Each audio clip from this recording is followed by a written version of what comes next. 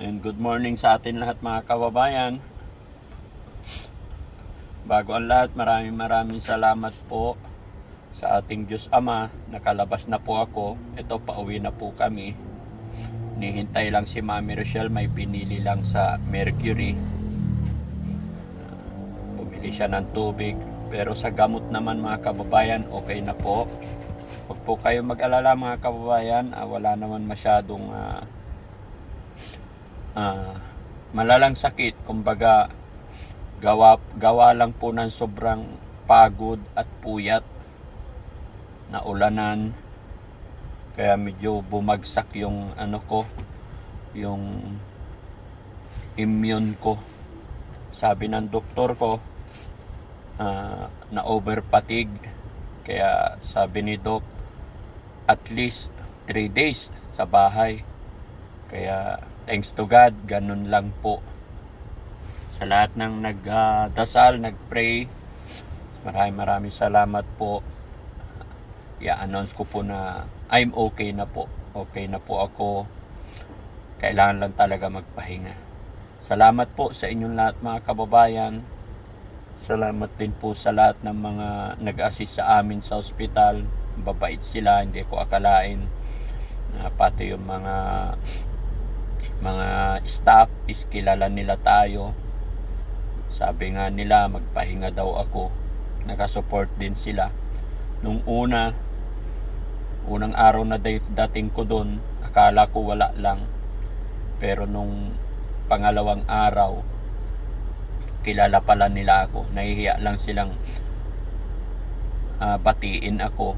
Kasi alam nyo naman nung unang dating ko doon talagang medyo nakasimangot pa ako dahil sa bigat ng nararamdaman ko.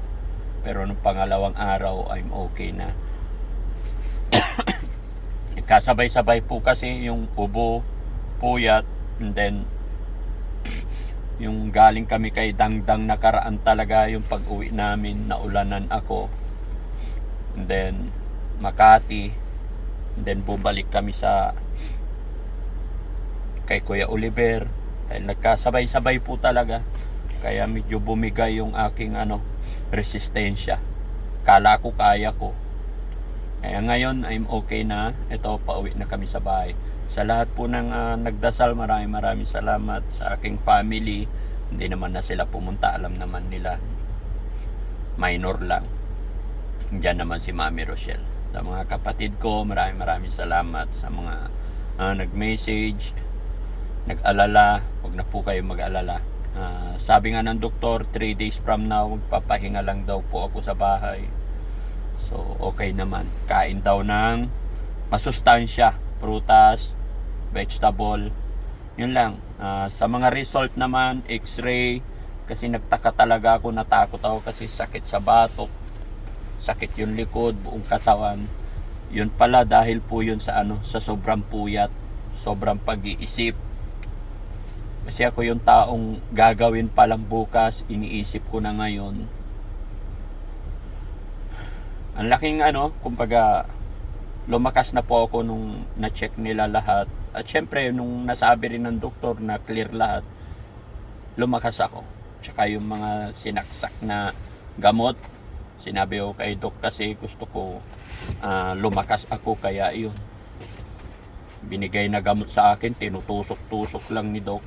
Pinapadaan sa iwan, hindi ko alam. Ay, salamat po, salamat. Tsaka shout out kay Chef Chef Al. Nakita ko yung kapatid niya dun sa ospital, nagulat ako. Dati kong kasamahan sa trabaho. Chef Al, ayan. Thank you so much sa pag-aalala mo. Maraming salamat. Lahat po ng mga kagaya kong content creator, mag-ingat po tayo. Health is wealth, sabi nga nila. Pero yun nga, pag bata pa tayo, minsan ini-ignore natin yan dahil lagi natin nasa isip na kayang-kaya natin malakas, pero mali pala. Kasi kala ko talaga hindi ako tinatablan no? May konting sipon pa rin, pero sabi nga ni Doc, okay na. Maraming salamat. Siya yung nagsabing scripted, nagkakamali ka kabayan. Kita mo naman, tinusok-tusok na ako ng malalaking karayom Tsaka hindi po pwede mag-script si Daddy Frankie, hindi po namin gawain yan. Hindi ko ilalagay sa biro-biro, hindi ko pwedeng paglaruan ng aking kalusugan. Unang-una, hindi namin gawain yan.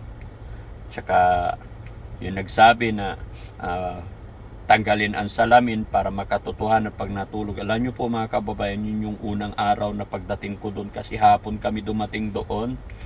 Tapos hindi pa maayos yung room namin, wala pa si kumbaga maya may dumarating, kinakausap ako kasi paiba-iba kukuha ng dugo, tapos maglalagay ng gamot, iba, papalit-palit. Hindi ko na iniisip na tanggalin pa yung salamin na nagpapahinga, natutulog, kasi maya may kakausap sa'yo. Hindi naman totally tulog na tulog kasi mga kababayan, parang pinapahinga ko lang yung sarili ko, gising yung diwa ko. So pagtatanggalin ko pa yan, kumbaga saan ko pa ilalagay, hindi pa komportable ako nung time na yun. Kaya ganun lang po. Huwag po kayong mag-alala, hindi po ako nasasaktan or what. In-explain ko lang din. Walang time para mag-script ang Team Daddy Frankie. Ang dami naming pwedeng i-upload na makatotohanan at maayos. Kaya maraming salamat po sa inyong lahat, at syempre thank you kay God. Okay na naman tayo. 3 araw lang, bablog kami ulit. Salamat din kay Kuya Jesse, siya po yung kasama ko dito na hindi niya ako iniwan, kaya kay Mami Rochelle. Kasi ang Team Daddy Frankie naman talagang pinagbilin ko na ituloy nila yung trabaho.